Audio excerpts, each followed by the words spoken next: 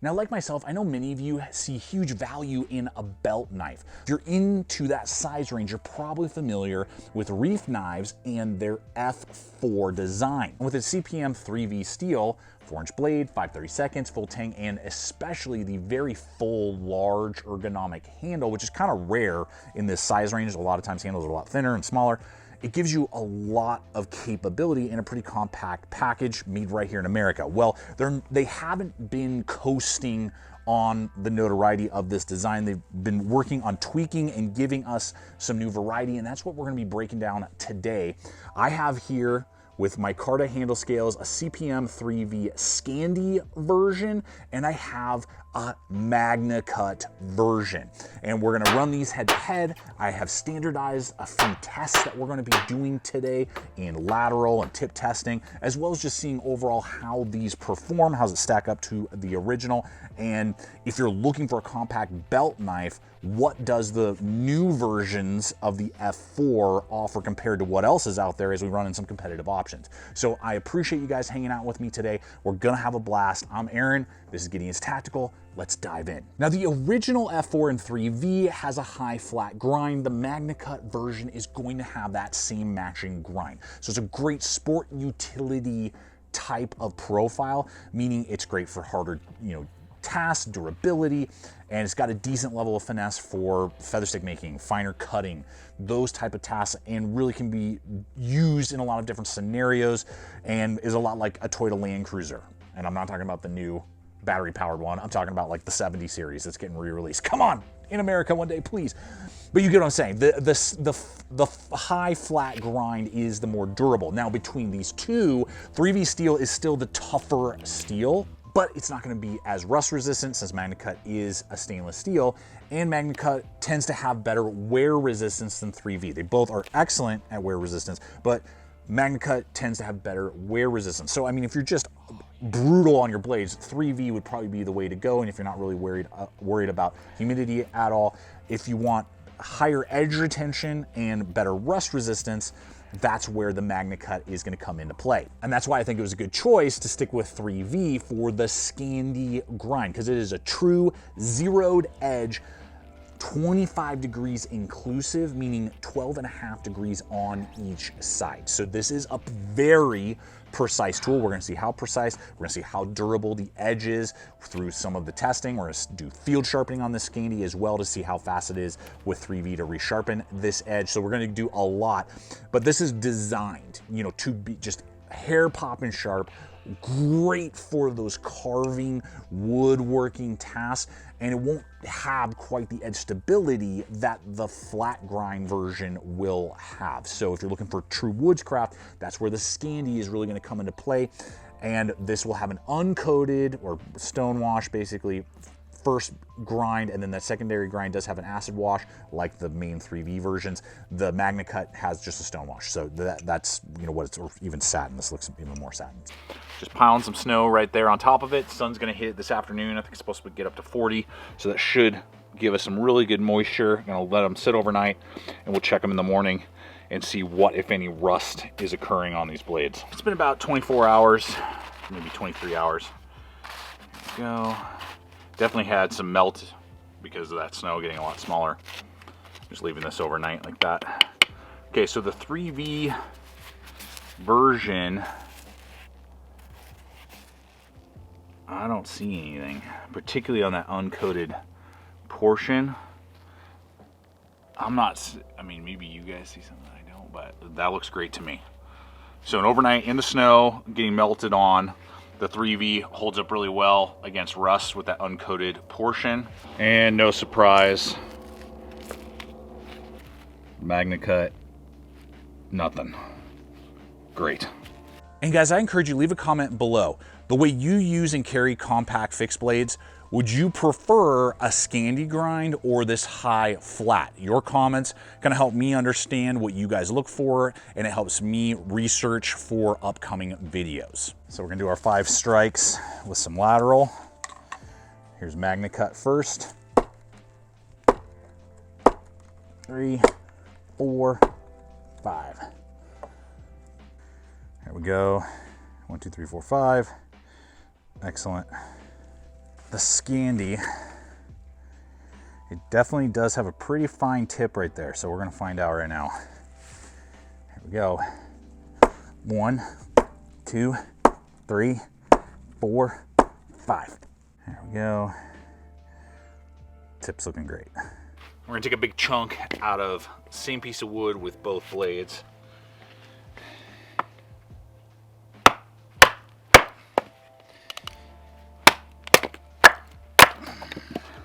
MAGNACUT.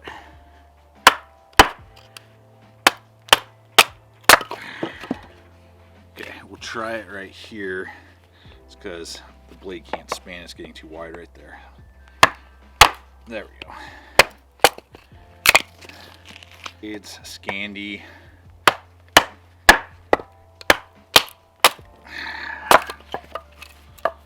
All right, guys, so I've been working on standardizing our flex test. So what I'm gonna start doing is 1 inch from the handle, regardless of how long the blade is, pressing it between these two 2x4s, and then hanging a 45-pound sandbag off the blade for about 10 seconds. That's what I'm going to start doing to standardize across the board. Now, this 3V should be able to handle this without issue. So this is kind of like my first run at this. Let's just see. Let's get this through. Get ready. And release. There it is. Free hanging, 45 pounds in that sandbag, flexing that blade. Just gonna let it sit there for a minute. 10, 9, 8, 7, 6, 5, 4, 3, 2, 1. Okay, so we're just making sure it doesn't snap under that, because meaning the Rockwell is too hard or too high, more rigid. And then we're gonna make sure that whatever flexing occurred, it bounces back and it doesn't bend, meaning the heat treat is too soft. So let's just see here. As I look down the blade, excellent, that's great. Okay, so that's 3V, so I mean, that's pretty obvious. Let's try the MAGNACUT. But before we test the lateral strength of that MAGNACUT steel, I want to highlight one of our regular partners here at the channel and this video sponsor, which is Hardside Hydration, because they empower you to get hands-free hydration out of your favorite water bottle you already own. Regardless if you prefer more wide mouth, heavy duty water bottles or lightweight 28mm mouthed water bottles, they have rigs to fit either design. And it's great to have an American-based company providing solutions to problems that we encounter when we're out there exploring, and not now having to rely on those cumbersome water bags, but be able to get hands-free hydration in a much more streamlined way. So I'll have a link in the description below this video over to the Hardside Hydration website, where you can check out all the different rig setups that are available to help you better determine for yourself which one would be best suited for your environment and needs. And don't forget about my exclusive 10% off promo code, which you can apply towards your purchase. So hop on over and start getting rehydrated. So we know 3V is tough. Let's see how MAGNACUT holds up.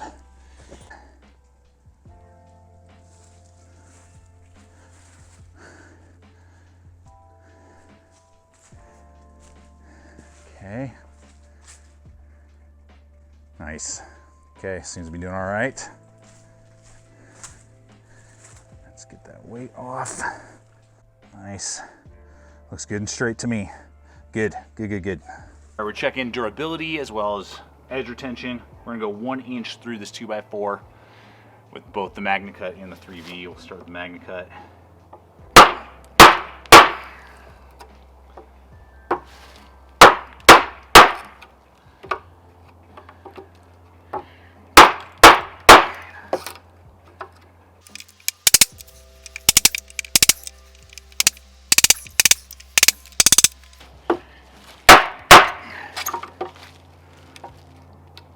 We are. All right, right there.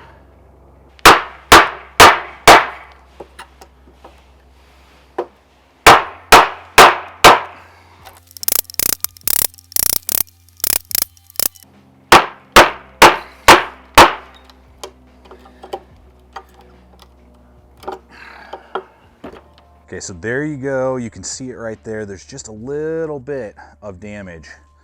Probably the thickness of my thumb right there, going through that 2x4 1 inch deep, which is to be expected when you have 12.5 degrees on each side. I mean, that's a very thin, you know, grind, obviously. And we do not have any damage that I can tell visibly on the MAGNACUT standard saber grind.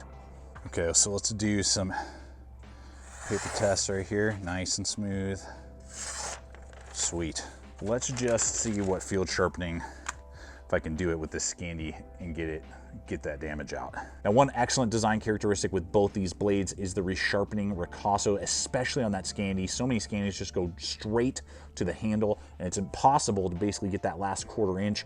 This gives you that ability, and you're gonna get a very similar style on the flat grind versions, making it way easier to get the entire edge back to that geometry and sharpness that you're looking for. So as I began to work with it, I figured I wanted to do a pullback technique after I was messing with it a little bit to not create a secondary bevel and keep that 0 degree edge. All right, so that was 11 minutes to get it to where I'm really happy with. Let's just see what it does to the paper here.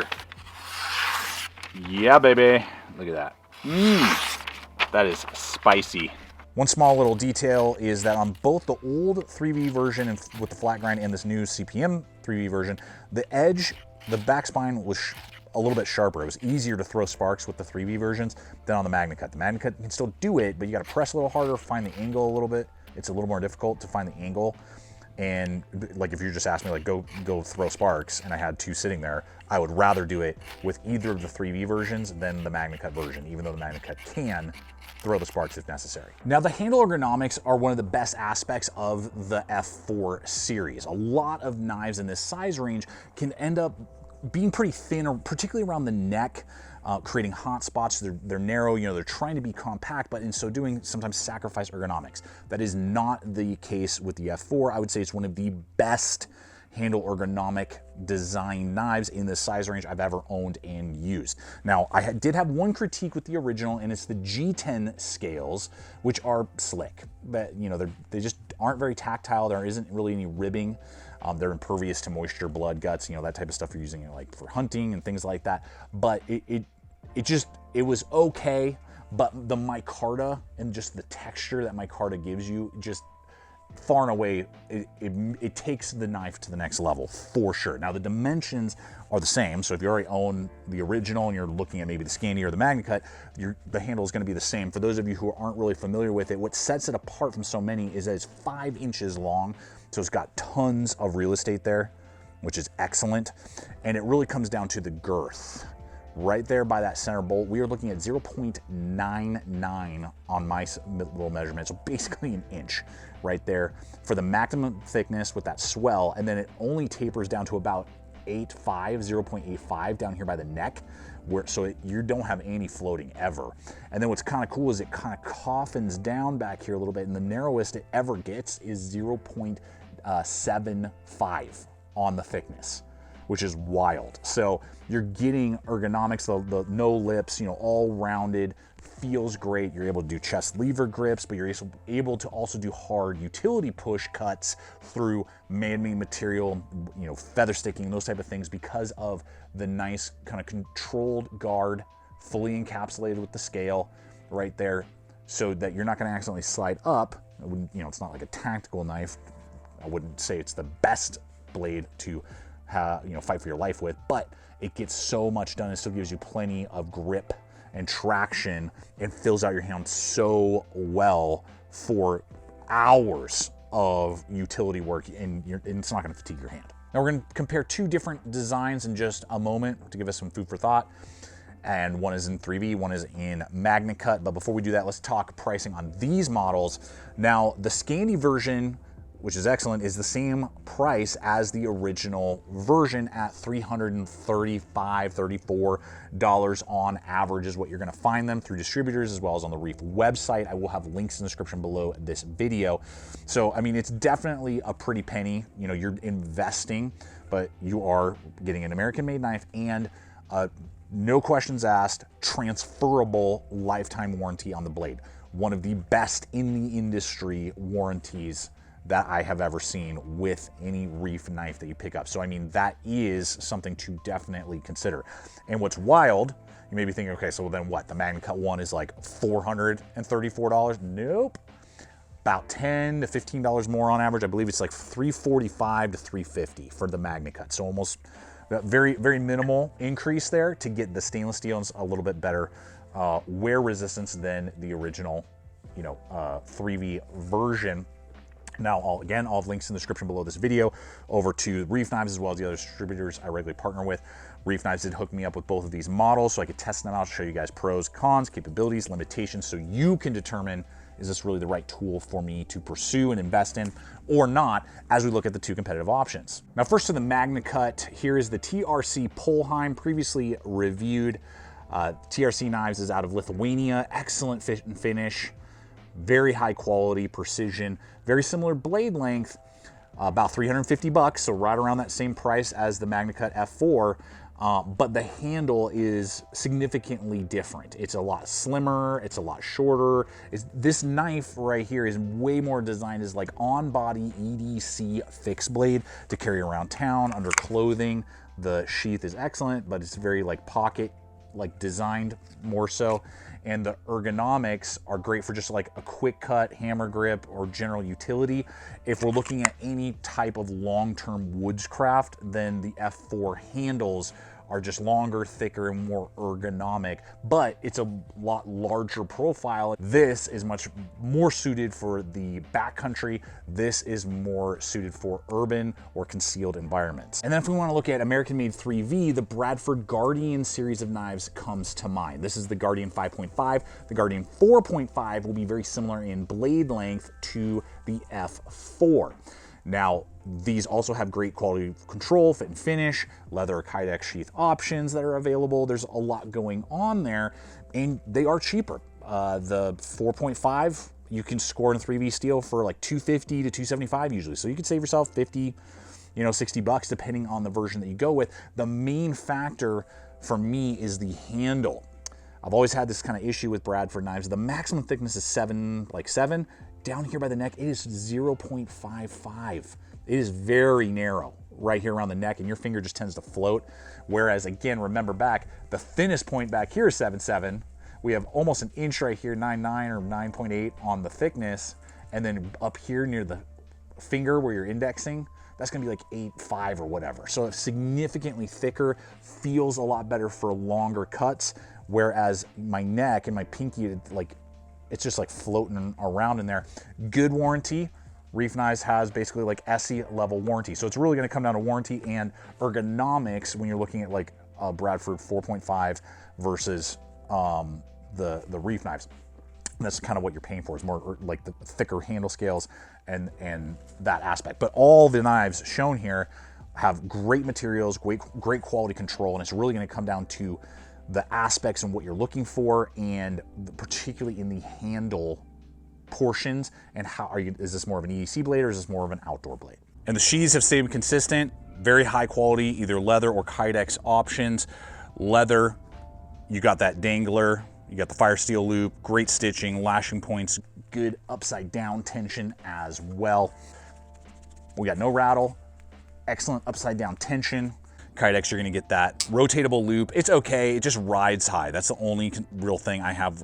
I love how tight it is, easy to deploy, all that. It's just a high ride for me, but you can remove it and then you could do some sort of modified, drop with kydex or leather if you wanted to. Now, the SCANDI only currently comes with a leather sheath, and it will not fit in the saber ground kydex sheaths because the grinding is different and these are very form-fitting.